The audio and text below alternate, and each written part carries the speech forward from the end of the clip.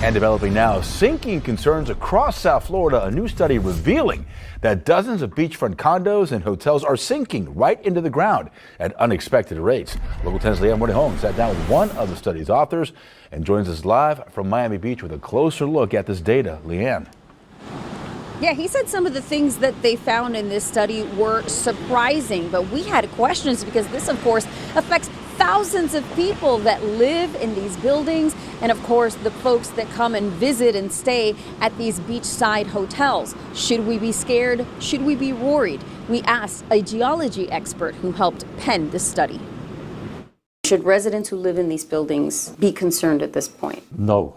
35 coastal buildings from Miami Beach to Sunny Isles are sinking. That's according to a study published Friday from researchers at the University of Miami. I think what was a bit surprising in this study is of how consistent it was over a long distance of how the ground settled. Dr. Gregor Eberle is one of the study's authors. He says this sinking, officially known as subsidence, is not unique to South Florida. So for example, in New Orleans and Mexico City, or Venice is a classic example that the whole city sinks down. Compared to these examples, it's relatively small. The study came about after the 2021 collapse of Champlain Tower South. And while they didn't find any subsidence there, they did find it elsewhere. The building next to it, however, has a pretty high subsidence rate. Researchers used satellite imagery to map down to the millimeter how much and how fast these buildings are sinking.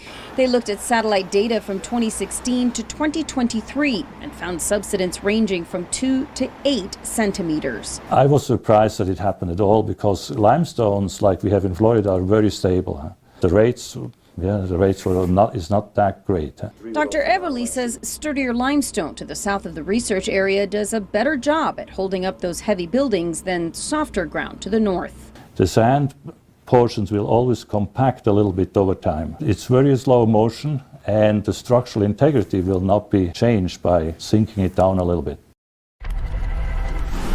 So what Dr. Eberle says is that this study should spawn further study to continue to monitor this and also spin off into other forms of research into this. He also said that, again, there's no need for alarm.